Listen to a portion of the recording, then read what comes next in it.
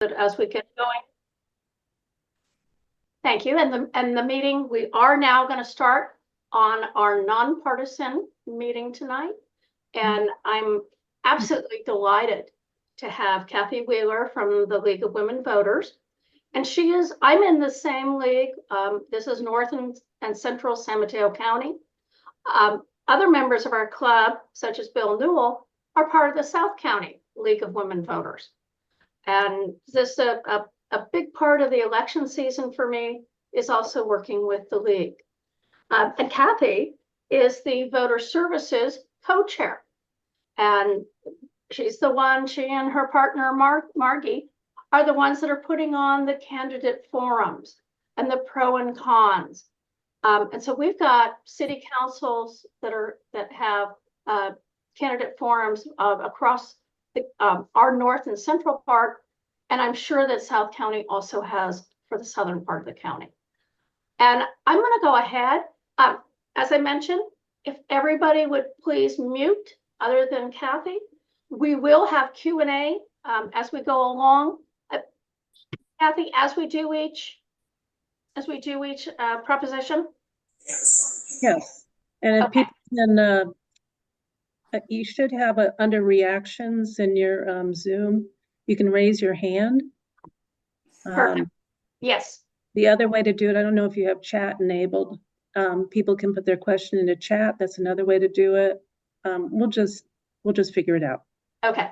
But my reminder for particularly my club members, this will be a nonpartisan discussion.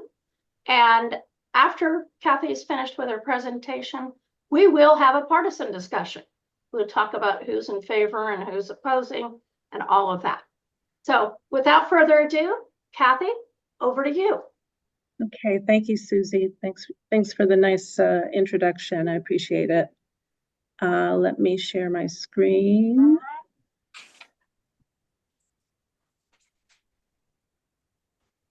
This presentation mode. Okay. All right. And I'll introduce myself again. I'm Kathy Wheeler with the League of Women Voters of North and Central San Mateo County. Our sister league is South San Mateo County. Margie Gator and I are co-directors of Voter Service. And as Susie mentioned, we do candidate forums. So we're beginning the candidate forum season. You can find all the candidate forums that we will be moderating on our website. And there are quite a few this year, so like a dozen. And we also the California League is famous for doing its pros and cons. And this presentation is basically the information that we get from the league, as well as other information that I reference from other sites and sources. We also do voter registration. And in general, basically we promote citizen participation. I think that's the way to think about it. Okay, let's get started. And in particular for the League of Women Voters, the formal information about us is we promote active, informed citizen participation at all levels of government through education and advocacy for men and women of all ages. And in that respect, we do have two roles. One is voter service, and the other is action and advocacy. So tonight, I am playing the role of voter service. I will not be talking about the league's views on the propositions. That's a partisan position. So they do have recommendations, and you can go to the website to find those. We are nonpartisan in both roles. That is, we never support or oppose any political party or candidate. We do take position on issues, but only after careful study and consensus, and that includes the California propositions. Let's see, and I think I've basically talked about the other two bullet items. I usually use this slide to remind people how to evaluate ballot propositions. You shouldn't take all your information from this talk. The official voter information guide is a great source, and all households have been mailed their information guide, so you should have received that. You should ask yourself, what does the measure seek to accomplish? Who are the sponsors and opponents of the measure? Cal Access is a good source of that information. I've got a whole slide with a bunch of links on it of where you can go to find this information. I'll give that to Susie, and then you can distribute it after the meeting. Is the measure written well, and do you understand what it is going to do? What's the cost of the measure, and where does the funding come from? Does the measure deal with one issue that can be easily decided with a yes or no vote? If the measure amends the Constitution, should it belong there, or should it be a statute? And then, as I said, you should try to follow up on your questions with research. The internet is actually a great place to do that. And be wary of distortion tactics and commercials. Here's some sources for the propositions. There's State Voter Guide, and it's available online. Campaign money can be found at Cal Access. The League has a couple of different sites. One is vote411.org, which is also a good source of candidate information for your local races. And then specifically, the League has a site for the pros and cons, including their recommendations for voting on the pros and cons. There's something called the Legislative Analyst Office, and it's the California Legislature's nonpartisan fiscal and policy advisor. I found all sorts of interesting information on that site. Cal Matters, it's a nonpartisan and nonprofit news organization with also good information. Ballotpedia is another. And finally, this is one I found yesterday. KQED has a podcast called Bay Curious. Mm-hmm. And they currently are doing podcasts on each proposition. I have found them to be very nonpartisan, packed full of information. And if you're walking your dog, you can listen to one per walk. They still have to do 35 and 36, so they're not quite complete, but I highly recommend them. And before we start, I wanted to just go over quickly a couple of things that apply to many of the propositions this year, just to remind you what these things are, because the propositions kind of make an assumption as to what they are. The first is what is a bond? And a bond is a form of long-term borrowing government uses to raise money for infrastructure projects. That includes local and state government. They're sold to investors with interest according to a schedule. Bonds sold by local governments are repaid from local property taxes, and generally they're paid off over 30 years, and the ultimate cost can double the original amount. And I think most people on this call probably know what Proposition 13 is. It comes up in a couple of propositions this year. This was passed in 1978 and amended the state constitution.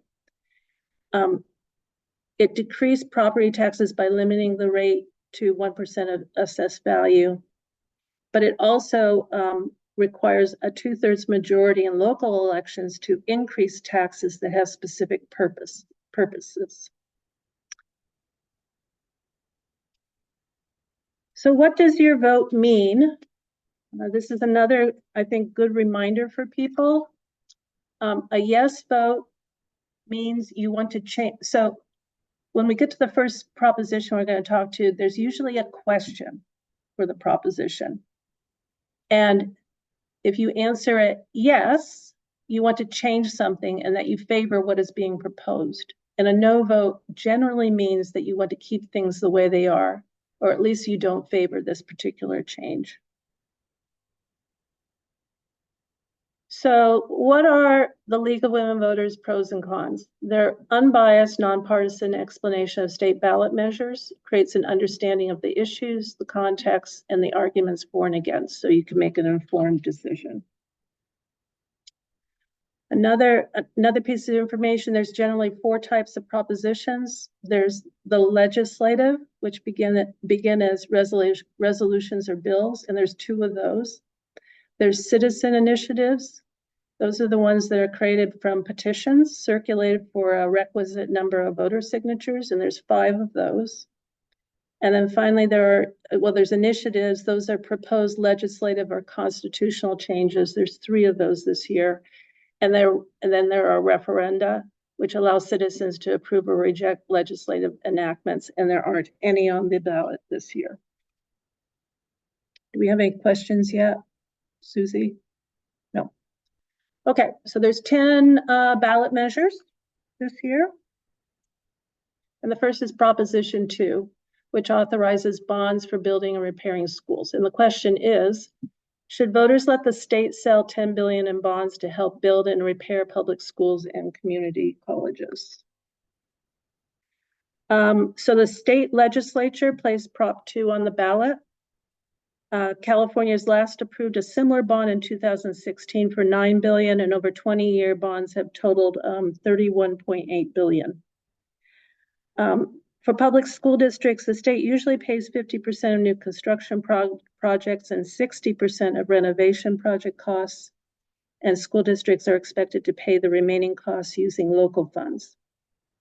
The state often shares the cost of new construction and renovation projects with community college districts. Commonly, the state pays about half that cost, with the community college districts paying the rest using local funds.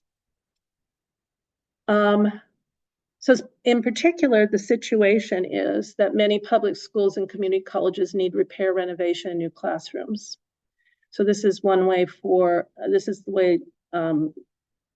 state government to help to provide funds to fix that problem. The proposal is a bond, $10 billion bond to help build and repair schools. $8.5 billion would go to K through 12, and $1.5 billion to community colleges. Sorry. Specifics on the way the money would be allocated: replacement of buildings at least 75 years old, infrastructure for broadband internet. Schools apply for funding awarded on a first come, first served basis. Charter schools would apply competitively. Some funds will be specifically targeted for small districts. 115 million will be reserved for removal of lead. And low income school districts get increased share from the state, about 5%. Fiscal effects: the state will need to spend about $500 million per year for the next 35 years to repay the bonds. Effects on local governments depend on school district and college decisions related to building and repair. Supporters say the bonds will pay for badly needed repairs and security improvements, thereby making schools and community colleges safer. Let's see if I have anything else that I saw in this particular one. It does require public disclosure of every dollar and tough independent financial audits and strict limits on administrative and bureaucratic costs. Opponents say Prop 2 makes taxpayers pay bond interest over many years, and the money will go to wasteful construction projects instead of classroom instruction. I always conclude a slide about contributions. I updated this late last week, so I think some of these numbers have gone up. So again, CalAccess is a really good place to go, but this covers the general trend in spending. So yes on 2 is 3 million, and actually no on 2, there's been no committees identified. And these are some of there's California Teachers Association is a big supporter, the Retired Teachers Association, California Builders Alliance, the California Chamber of Commerce. Okay, anything on Bill Newell has a question. So do you have any information on dollar amount for the no? You have 3 million for yes. So am I led to believe there is no dollar amount being Not spent in opposition? none appreciable. Okay, so there's no real paid opposition. Correct. Thank you. You're welcome, Bill. Nancy? You have to unmute yourself, I think. Okay, there we go. Sorry about that. At one point, I don't know how long ago it was, I recall that the lottery was supposed to be a means of helping to fund education. I never hear anything about that. Are any funds come from that, or are we still, it seems like every time we turn around, we're asking for more bonds and stuff for various education related issues. So I believe that the lottery funds do flow into the schools, the public schools. And I don't know whether they are actually mandated to be used in certain ways. This is specific for fixing and improving infrastructure. Correct. Yeah, and I wasn't sure whether the lottery was for education, construction, or whatever. I just don't have any knowledge, but okay, thank you. A good thing to look up on the internet because I don't have a precise answer for you. Thank you. Okay, we'll move on to Proposition 3, which is concerns the constitutional right to marriage. The question is, should the California Constitution be amended to define marriage as a fundamental right for all, regardless of sex or race, and remove language that states that marriage is only between a man and a woman? So the current situation is that Californians do have the civil right to marry, regardless of gender or race. However, the state constitution contains an outdated and unenforceable provision stating only marriage between a man and a woman is valid or recognized in California, unquote. Also the Supreme Court has ruled that it's unconstitutional to outlaw same-sex marriage, and same-sex couples must be treated the same as opposite-sex couples. So the proposal here is to amend the Constitution to enshrine marriage equality regardless of gender, sexual orientation, or race. Fiscal effects, there's basically no change in income or costs for the state and local governments. Supporters say the California Constitution should affirm marriage equality, which is the law of the United States. So this is, basically making it consistent. Prop 3 protects the fundamental right to marry regardless of gender or race because it'll become a constitutional amendment. And opponents say same-sex marriage is already legal, so there's no need to change the Constitution. Also, there's an argument that it removes all rules for marriage, opening the door to child marriages, incest, and polygamy. Currently, the yes on 3 is at approximately 3 million. The big committee there is Equality California. And Kevin De Leon is a candidate, I believe, for public office. And again, on this one, there are no committees identified for no on 3, and no appreciable money has been spent on it. Ashley Evans. Yes, I have a question. Since this is a constitutional amendment, is it my understanding that it requires a larger percentage of the vote to pass? Well, there's a good question. I don't believe that's true. I think it's 50%, basically 50% plus 1. I don't think it's a 2/3 vote or anything like that, but I can double check on that for you. Or maybe somebody in background can go take a quick look online. Elaine Salinger. Yeah, what about that comment about polygamy and child marriage? Are there other laws to protect against that? I don't know the specific laws, but I believe there are. Okay, so yes. Good. Any other questions? Okay, Proposition 4. This one authorizes bonds. It's a bond measure again for safe drinking water, wildfire prevention, and protecting communities and natural lands from climate risk.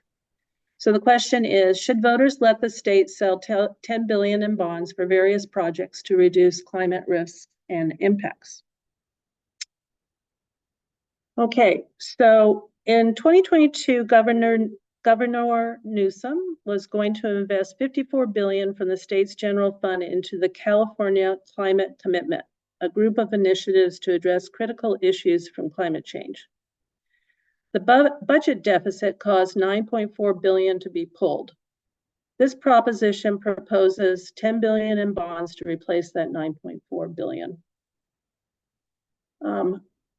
And basically, the situation is, you know, a litany of issues around climate change, negatively impacting all Californians, but especially people with low incomes. The proposal is to allow the state to sell 10 billion in bonds for projects related.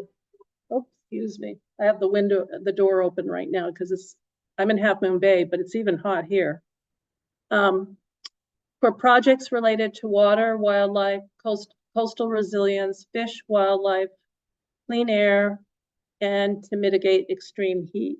And I have a list of how the monies would be divided, but I don't, for time reasons, okay, I'm not going to get into that, but it is available in most of, I think it's in your, the election manual. The fiscal effects, the state would pay about $400 million annually for 40 years to repay the bond. Protecting natural resources could reduce costs of future damage. Supporters say that Prop 4 will help protect our community's health and the economy.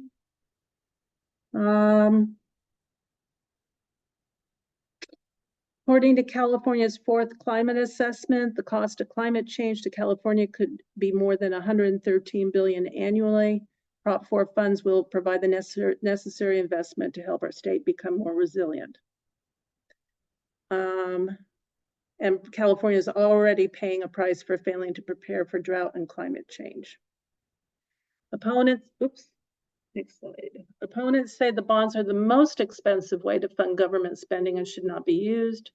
Prop 4 provides funding for unproven technologies with no evidence of success. And on this one, this was as the end of last week. Yes on 4. The major committee is the Committee for Clean Water, Natural Resources, and Parks, and they've basically only spent $700,000. And again, no committee is identified for this particular proposition. Looks like there's no questions on this one. Kathy, I am posting some answers about California law with Prop 3. Yeah. So child marriage, if Yeah. you're under 18, you must have at least one parent's permission plus a court order. That's Okay. already law. And polygamy and bigamy are both considered crimes. Okay. Seemed common sense, but didn't have the facts. And I see Marshall's got his hand up. Yes, Marshall, please. Yes, thanks. With regard to the propositions where no committees are identified, but there are opposition groups that are listed in the general election booklet that we got. Yes. And so I wonder if that is relevant to mention. For example, in Prop 4, the opposition is the opponent has written against the proposition is the Howard Jarvis Taxpayers Association. Yes, I have that information as well. This slide reflects what's on Cal Access, which doesn't have as specific information of these various individuals and groups. Also, for supporters of Prop 4, it includes Cal Fire, National Wildlife Federation, the Clean Water Action Group. So those are 3 others. But yes, one opponent of Prop 4 is the Howard Jarvis Taxpayers Association. Let's see. I guess I'll go with Elsa Schaefer. Thanks. I looked up the constitutional percentage the percentage to pass the Constitution, and it says, it's not complete info, unfortunately, the source I found, but it says to change the Constitution, both chambers need to pass it by 2/3, and then the voters need to pass it. So I'm guessing that voters needing to pass it is 50% plus 1. But in a situation where the initial proposition is by the voters and the chambers haven't voted on it yet, I can't tell what percentage that would need to pass by. Okay. Could I ask one other question? Sure. You know, for Prop 2, I think the bond for schools and community colleges, do you know how that funding is divided between schools and community colleges? Yes, it was the kindergarten through 12. 12 is 8.5 billion, and community colleges is 1.5 billion. Thank you. You're welcome. And Elaine. Yep. So I have participated in some of the Loma Prieta chapter Sierra Club presentations on forestry, and they have expressed concern about Prop 4 and the methods of wildfire mitigation. So I just want to throw that out there. I'm not sure that I totally agree with what they're saying. I don't really know enough about it.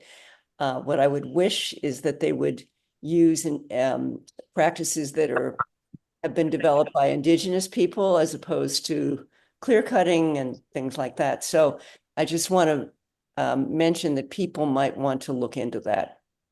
Okay, thank you. Although I'm a strong supporter. I just Okay, thank you. 4. All right, Proposition 5. Not seeing any more questions. Okay. This allows local bonds for affordable housing and public infrastructure with 55% voter approval. So the question here, this is a constitutional amendment from the legislature. So the question is, should local bond measures to fund housing bonds for low and middle income Californians and public infrastructure projects be allowed to pass with 55% voter approval instead of 66.7% approval currently required?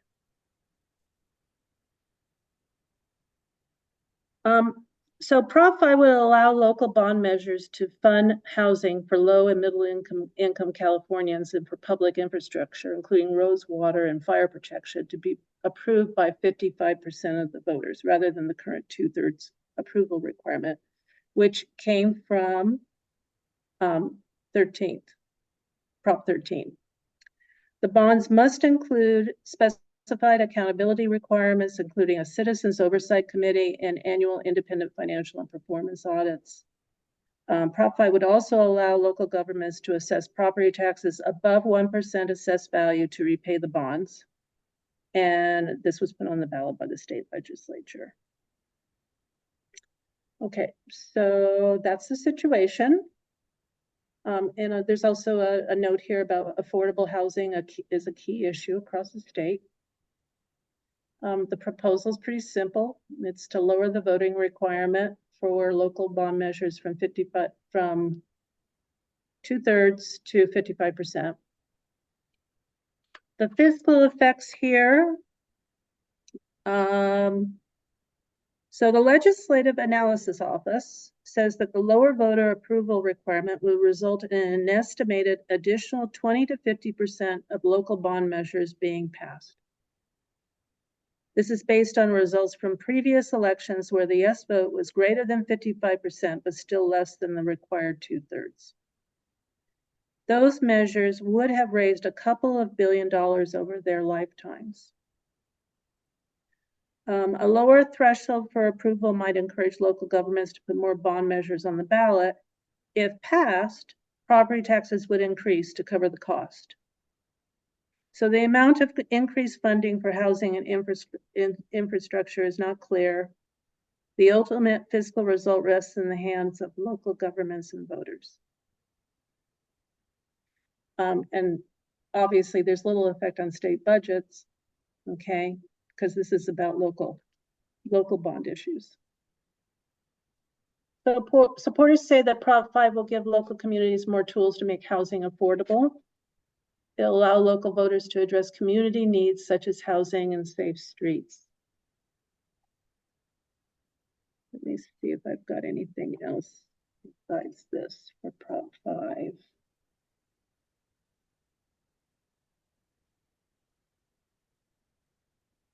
Okay.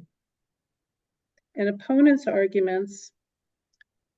It changes the existing protections from high debt caused by bond issues in the California Constitution. Prop 5 pushes cost of infrastructure onto local governments and taxpayers. And also, I've got a couple of others. It makes it easier for cities, counties, and special districts to increase property taxes to pay for debt levels.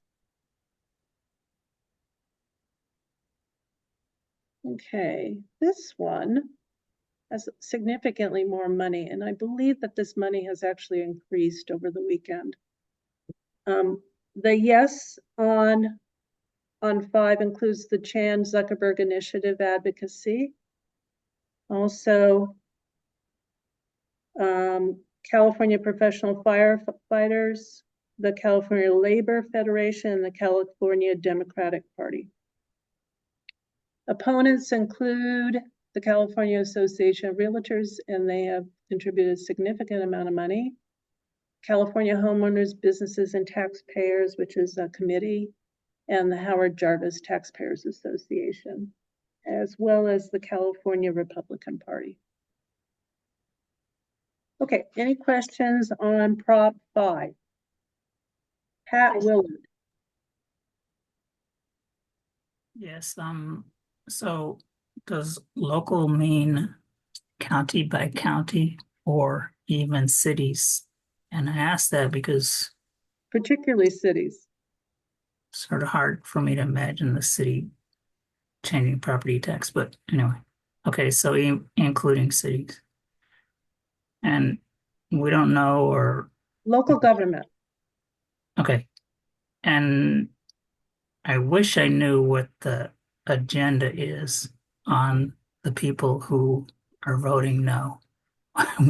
What is their agenda for making it no? So thanks, that's my question. I think the gist of it is to not change Prop 13. Okay, which would mean keeping property taxes as low as possible. And Kathy, this just isn't really in favor of the realtors. You know, this is really about low-income housing. And this I think this is attempting to find some way to finance low income housing, basically. right. Given that we have not been terribly successful at doing that. Well, and some of the recent attempts to do that were, you know, they would get 65% of the vote, but that's not enough to pass. Correct. 66.7, and that's a pretty high bar to reach. You know, even on a local bond. Right.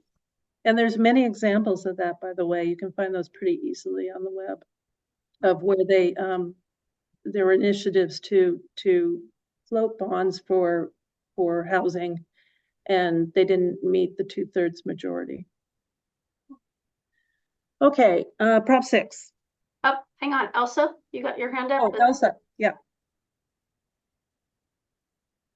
Unmute. Yeah, There you just one local example. I lived in Belmont when my children were in elementary school, and it took us 3 times to pass our bond measure for the elementary schools and middle school. And the teachers were out working on it. We all were phone banking. And one of those examples was that 65 or even 66% lack of passage. It was just criminal. So I can't recommend highly enough that this pass. Oh, except that may be partisan. So never mind. go. It's an opinion. You all have opinions. Okay. Proposition 6. This one eliminates another constitutional amendment. It eliminates constitutional provision allowing involuntary servitude for incarcerated persons. So the question here is, should the California Constitution be amended to remove the provision that allows involuntary servitude to be used as punishment for a crime, prohibit punishment for refusing a work assignment, and allow voluntary work assignments in exchange for credit to reduce sentences? So the California Constitution currently prohibits forced labor except as punishment for a crime. 16 states, including California, allow this exception. And the proposal, I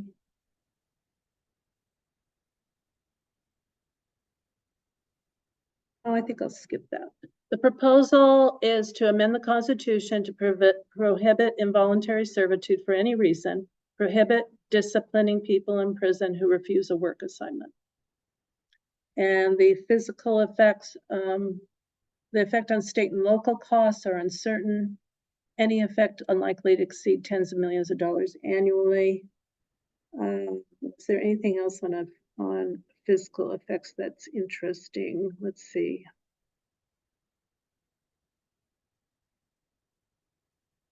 No. They basically don't know exactly how this would affect monetarily the prisons and jails. Okay. Supporters say that Prop 6 restores human dignity by ending forced labor, which constitutes slavery and it violates human rights. It improves public safety by focusing on rehabilitation of incarcerated people. And opponents say there actually has been no argument against Prop 6 submitted. And a small amount of money has been spent on a yes campaign. These are the 3 committees, the California Labor Federation and the ACLU of California. Specific state senators have also endorsed it. Any questions? Nancy? Yeah, I went to a rally, yes on 36, no on Prop 37. I'm sorry, yes on 6, no on 36. And several speakers who were formerly incarcerated said that they were basically forced to work for, I think, 8 cents an hour. If they didn't work, they didn't get any kind of rehab credits. And at the same time, when they were forced to work, it made it difficult for them to take their courses and so forth and try to move forward. And so they were basically saying it's paid slavery, just like the 13th Amendment of the US Constitution says you can't, it abolished slavery except for people who were in jail or in prison. And this is the same thing. So that's, I think, why the ACLU and the social justice people are in favor of this. Because if people in the prisons are making our street signs and our license plate tags and our license plates and stuff for 8 cents an hour, sure, it's cheap. It'll be more expensive to pay a minimum wage, but it's also slavery. Okay, thank you for that. Okay, I think we're half done.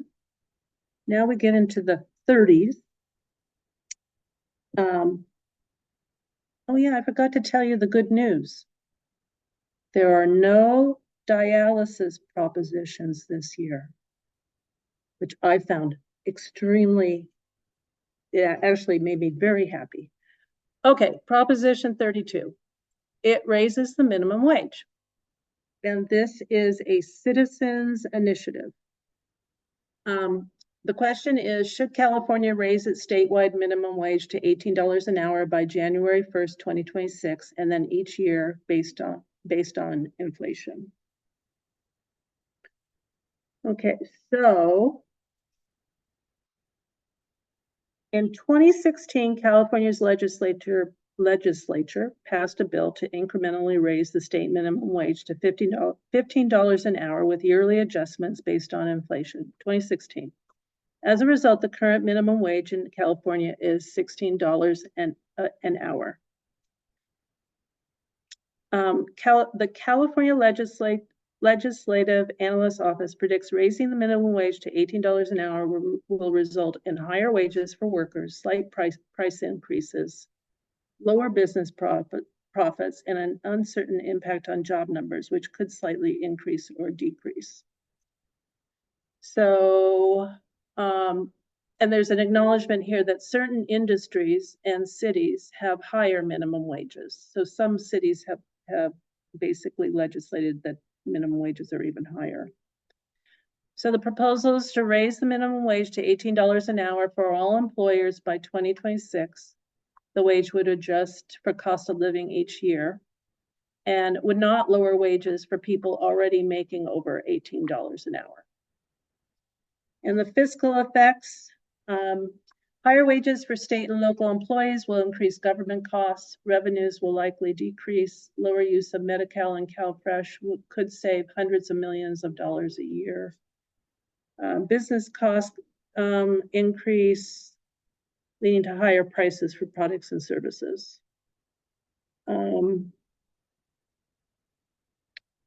There's some concern about a higher minimum wage could affect job availability. The LAO predicts job losses or gains would likely be less than 0.25%. The impact on state finances for the increased minimum wage would be relatively small. Spending changes unlikely to exceed 0.5% of the general fund. And that's about it for fiscal effects. Supporters say raising the minimum wage will improve the standard of living for millions of workers and promote economic fairness. And opponents say raising the minimum wage will hurt businesses, raise prices, and cause job losses. Taxes may be raised if governments pay more wages.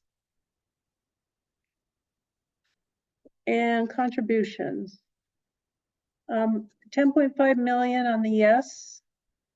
Let me see if I got more specific. Joe Sandberg is the investor who filed the initiative.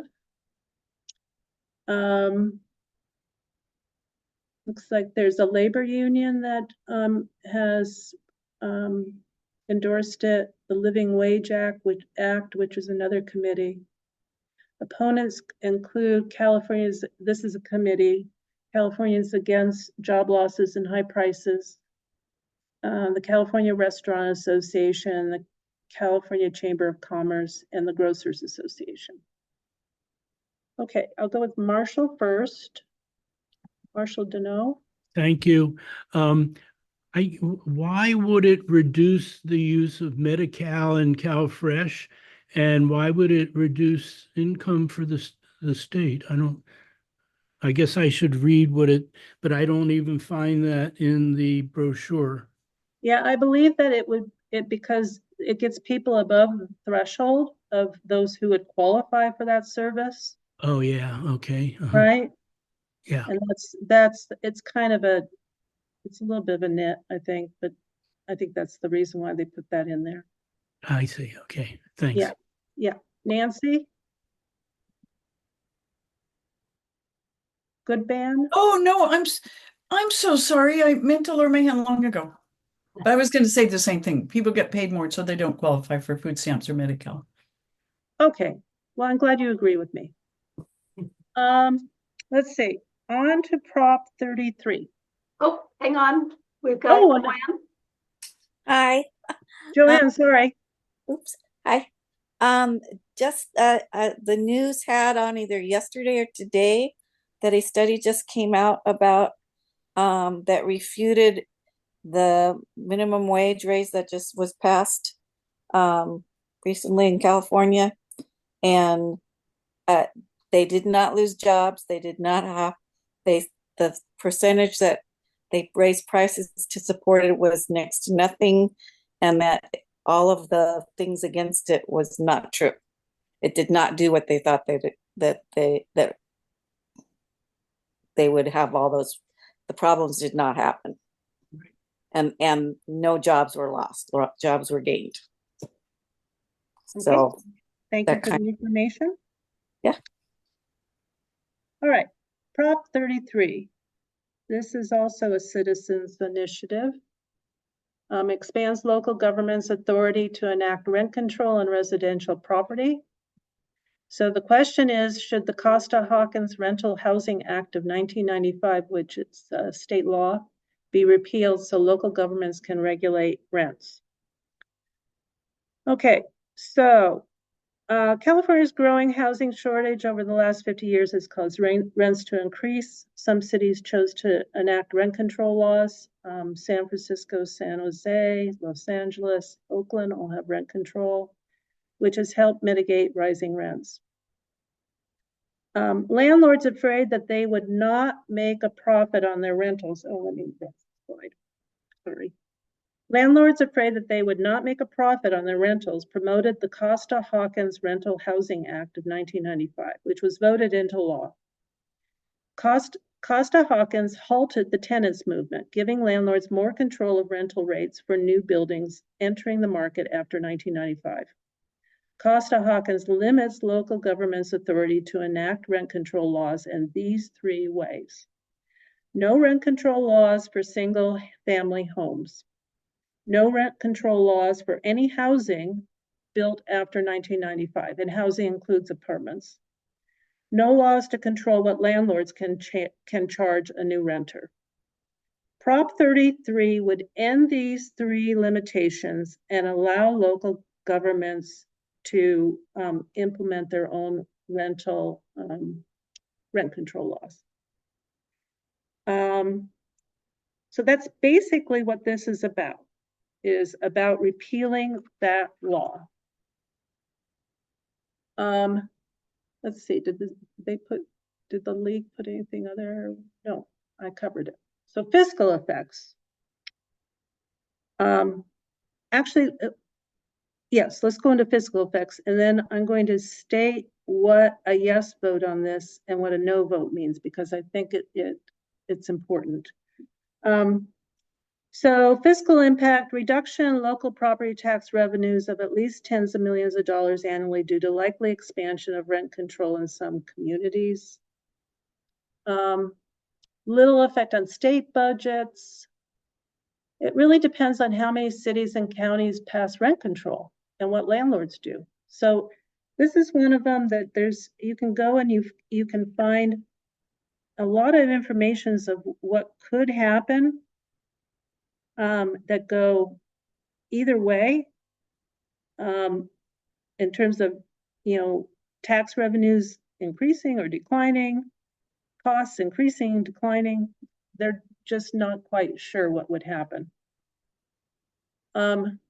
Supporters say that Prop 33 will allow local governments to protect renters. Local voters will be able to decide on whether and how to control rents. And opponents say Prop 33 will increase costs to build housing, therefore making the state's housing crisis worse. Prop 33 will drive up costs for renters and home buyers as a result. So a yes vote on this measure means state law would not limit the kinds of rent control laws city and counties could have. A no vote on the measure means state law would continue to limit the kinds of rent control laws cities and counties could have. Lots of money on this one.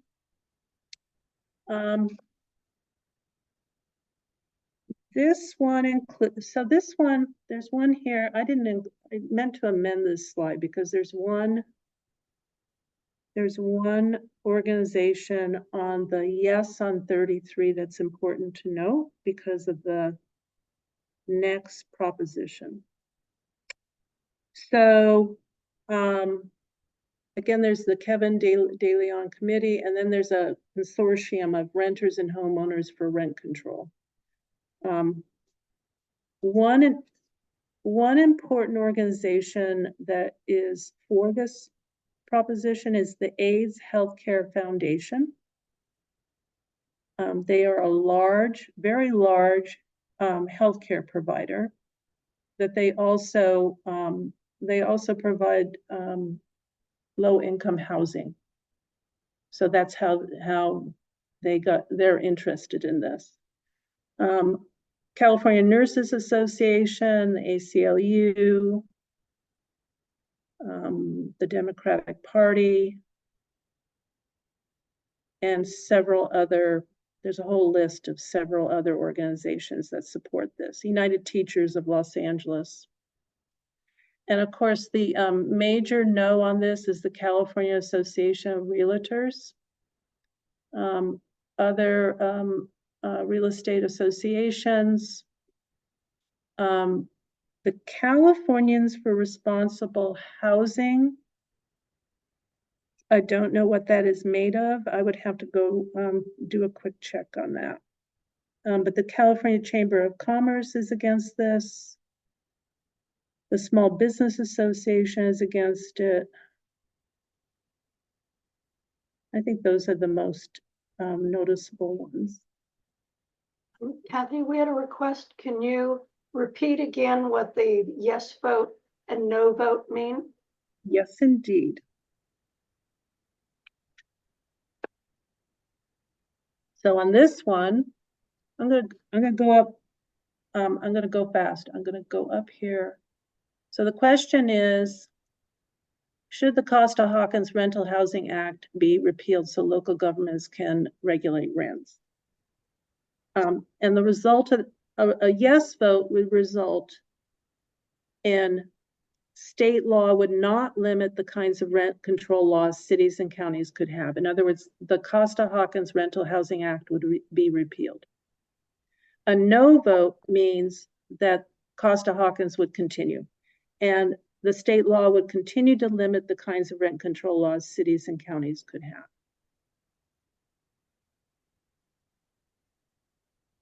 Yes, good. Okay, I'm amazed. I think that this one's a little complicated. So I found the podcast did a really good job on this particular one, so it's really worth a listen. Okay, Prop 34. It restricts spending of prescription drug revenues by certain healthcare providers. It is a citizens' initiative. The question is, should certain healthcare providers be required to spend 98% of revenues from a federal discount prescription drug program on direct patient care? And should the state be permanently authorized to negotiate Medi-Cal drug prices?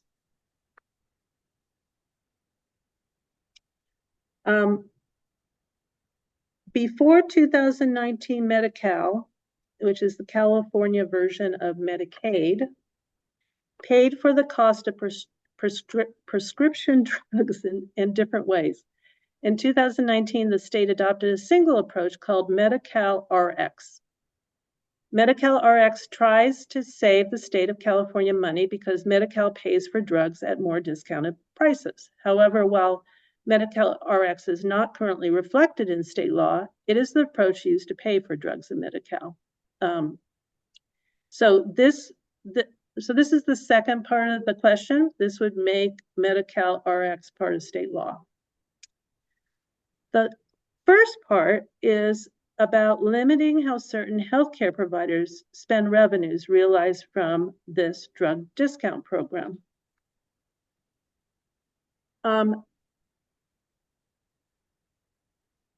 It turns out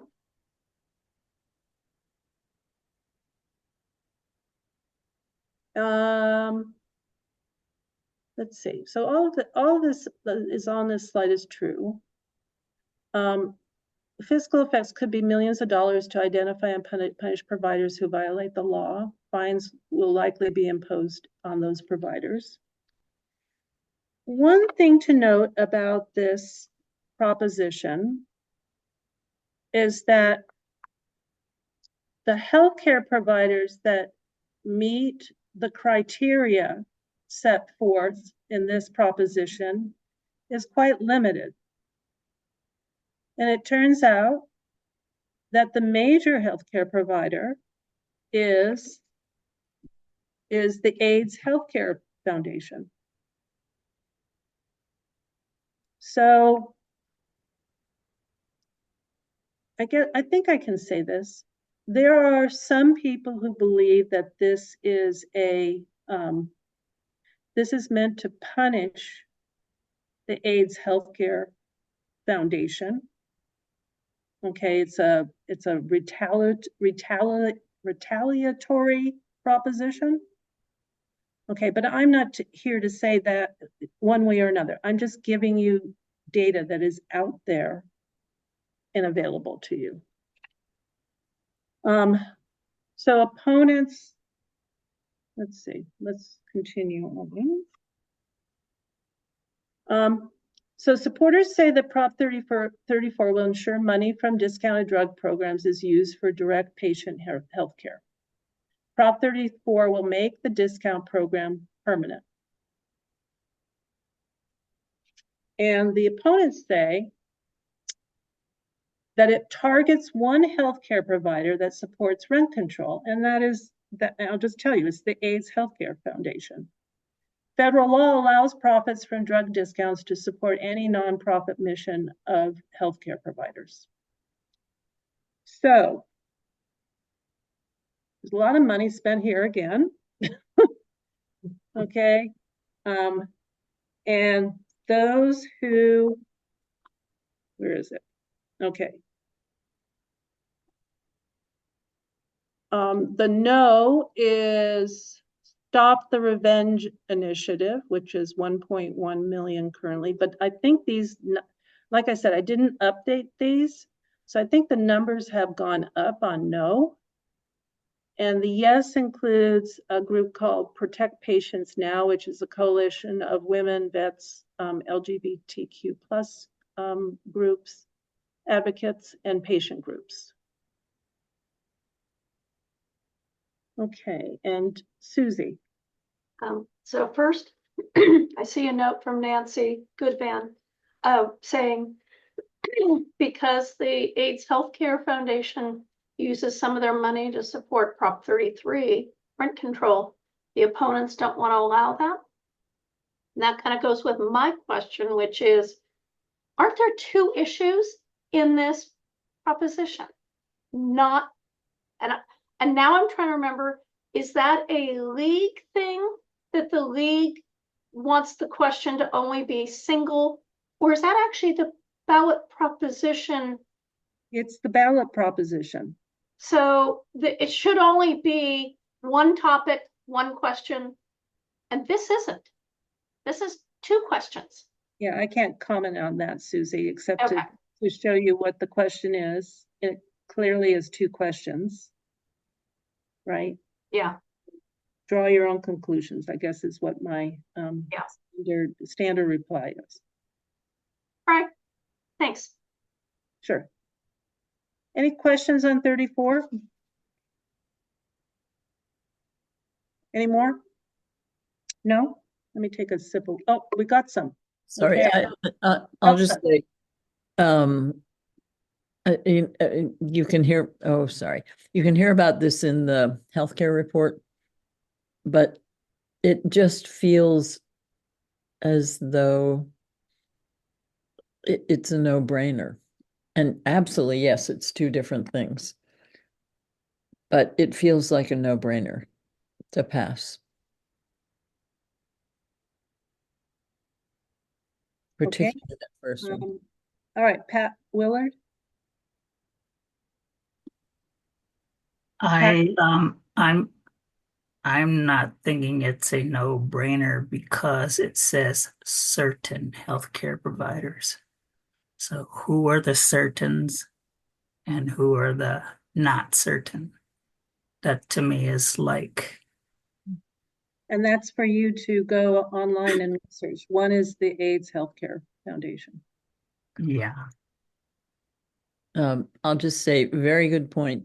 And Medicare physicians who take Medicare payments, Medicare patients are in the minority.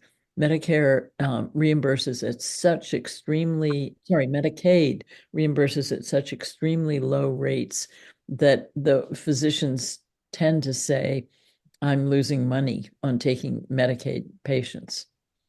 So to put more money into patient care sounds like a good thing, but I haven't read the detail. It sounds as though that segment might be those physicians who take Medicaid patients.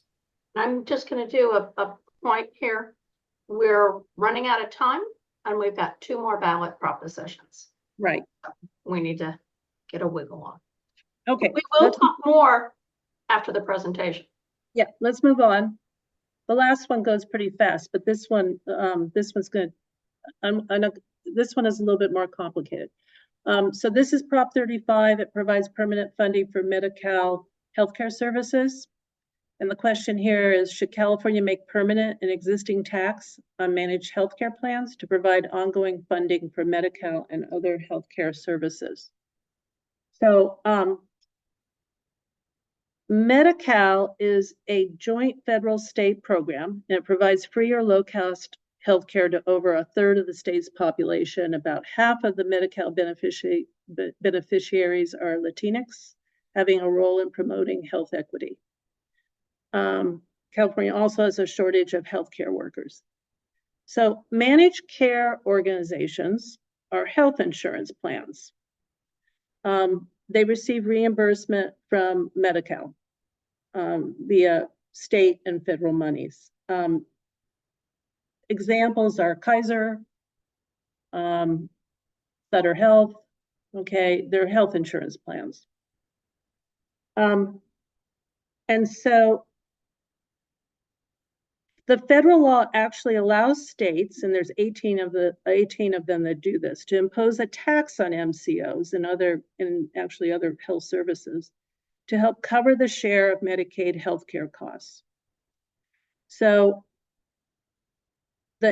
California's MCO tax, okay, is a charge based on enrollment in Medi-Cal and private health insurance plans. The money saved by the state is about $7 to $8 billion, and it's intended to be used to offset general fund spending on existing Medi-Cal services. There's a debate on how to allocate the money, which resulted in this measure proposed by representatives of the healthcare industry. Okay, so the basic situation is California pays for part of its share of Medi-Cal through a temporary tax on managed care organizations. This tax is reviewed every couple of years and then applied for through the feds, okay, to allow the tax to be applied. And then the proposal is to make the existing temporary tax on MCOs permanent, which they can also do via the feds. They have to get Fed approval, but they can do that. But it also creates new rules on how the tax money can be spent. So that's an issue for the healthcare providers. So the fiscal effects, there's an increase of $2 to $5 billion per year to fund Medi-Cal and other health programs in a few years. Additional costs to cover services not included in Prop 35.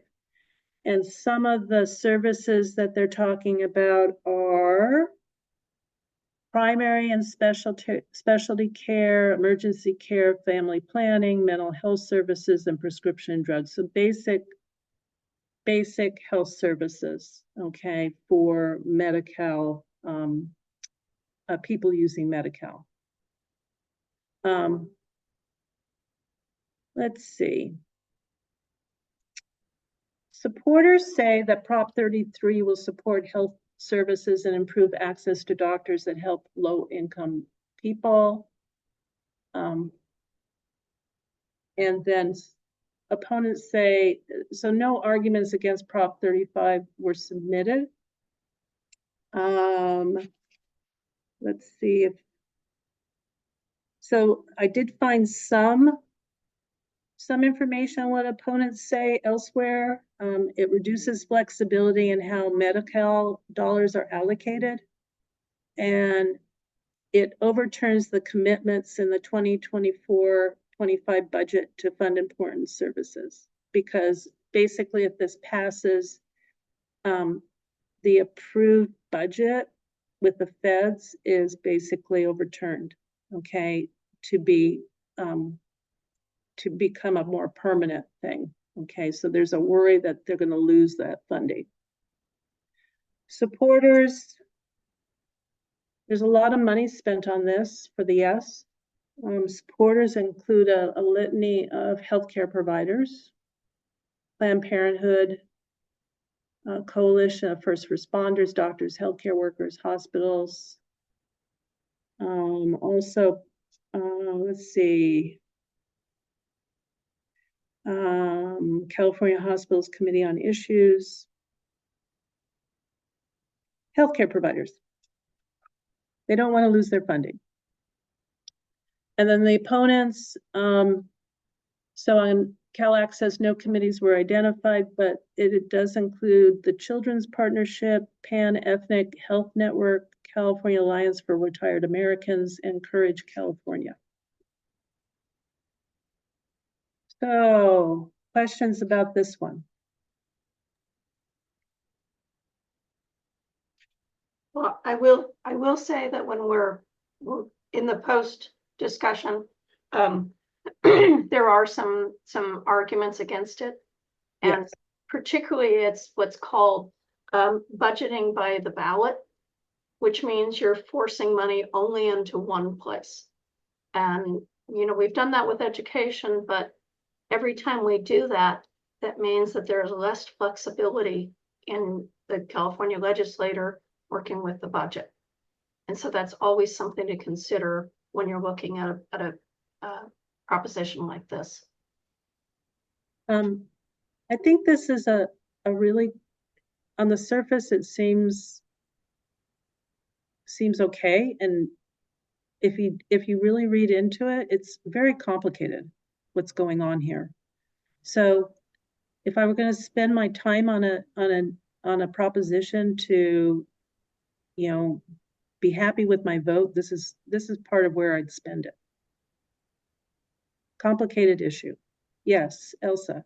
And I'd like to say that both of these I know way too superficially, 34 and 5. And it's too late to wait until the next meeting for me to say, okay, I've gone through all the language and here's what I understand about it. So I would like to send out a note that, Susie, you can or cannot, or if there's I can send it to talk to give my analysis of both propositions. That would be good, because we're starting a conversation tonight. Doesn't mean we're done. We've got another month. Except some people will send in their ballots ahead of time, although high 90% do it the last couple days.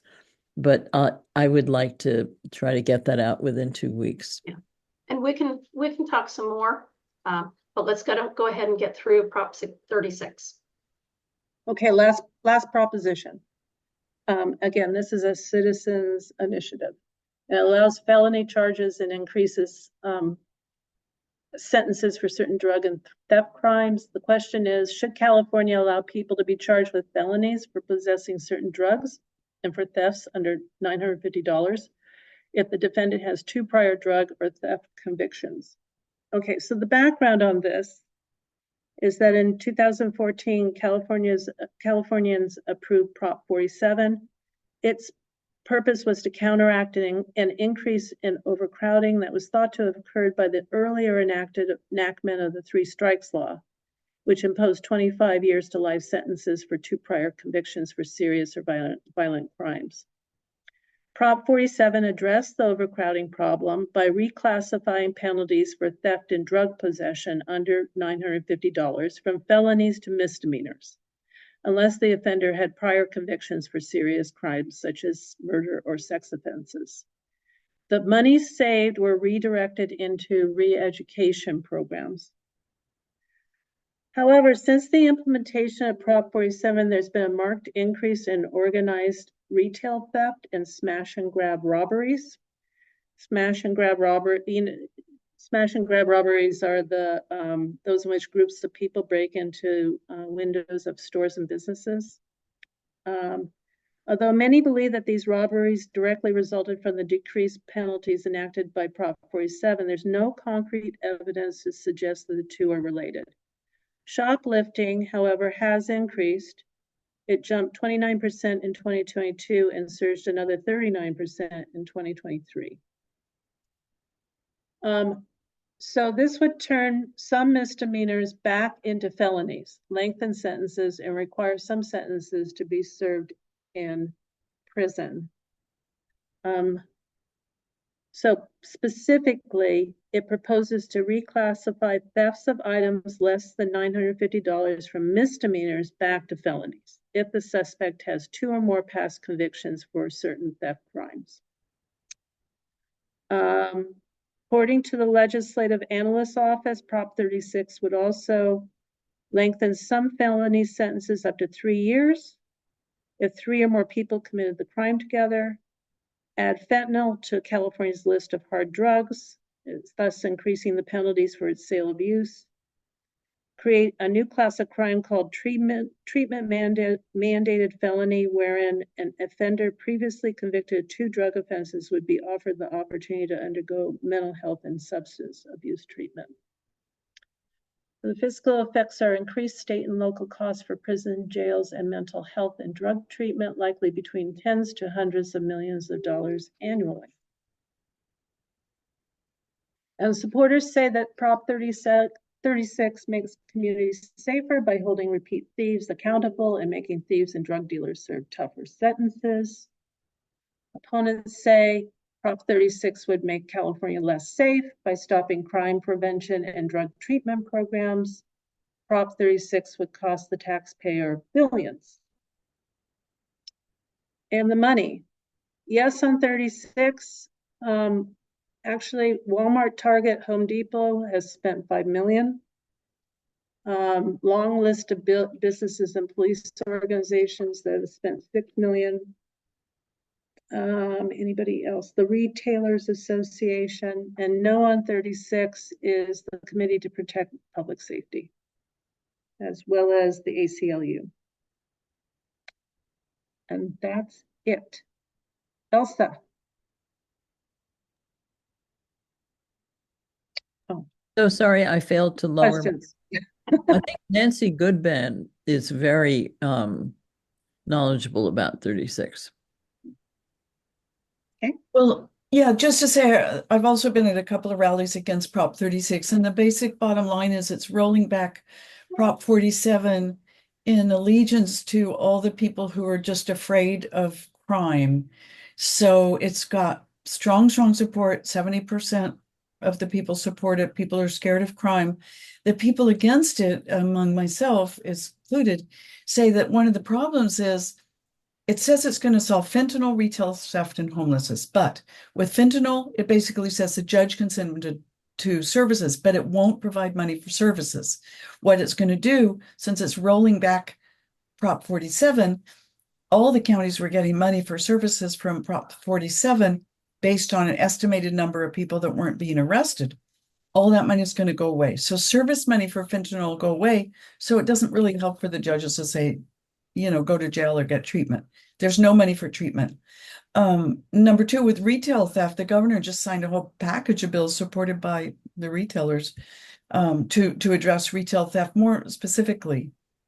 With regard to retail theft, your 3rd arrest would become a felony even if the first 3 arrests were a candy bar, because candy bar is a theft. It's a minor thing. So given that Black people are 9 times more likely to be arrested, they're also 9 times more likely to be arrested 3 times for stealing a candy bar or shampoo and end up with a felony. And so that's why the Black and brown communities are saying, this is just another return to mass incarceration. Again, with regard to homelessness, it's not providing homes. What they're saying is, oh gosh, let's use some of the Prop 1 money and we can house people. And that's not how it works. The Prop 1 money is going to has been already sucked up. So Prop 36 is a false cure for a real problem. I do see a note. Gina put the link for Newsom signed off on some new laws to head off some of the Prop 36 charges or changes. So there's a link there if you want to get some more information on that. So it's a flawed bill. Yeah. And false advertising. It's a real problem. Fentanyl, homelessness, these are like, and retail theft are real problems, but this isn't going to solve any of them. Right, because it doesn't provide services. Yeah, and the MAGA people, the drug Republicans are in favor of it. All the law and order people love it because it's like, oh God, let's lock more people up. And where it's going to cost millions of dollars. It sounds like you're getting into the partisan part of this. Right, and I was going to say it's not partisan. Let me just finish up. I love the conversation, but let me just finish up by saying we do have a nice website that you can get information about the candidates in your local elections called vote411.org. And it's a good resource, okay, beyond what the minimum amount of information you get in the voter materials. Any other questions for me? I will give my links to all the nonpartisan resources to Susie, so you can distribute that, Susie. Yes. And I put a screenshot up in the chat way up early. Okay, great. Hopefully that's something people can see, and the links will be okay. Will be and then live. Of course you're more than welcome to join the League of Women Voters. We'd love to have you. Just go to our website and become a member. We never, there's never too many. And thank you so much, Kathy. You're welcome. I always appreciate hearing the League of Women Voters and getting the conversation started on these complicated issues. And we are going to continue the discussion, and we can go into a partisan talking advocacy and all that. But first, we'll allow Kathy to graciously take our thanks, and we will also be stopping the recording. Thank you, everybody. Yeah, thank you, Kathy. Good night. Thank you.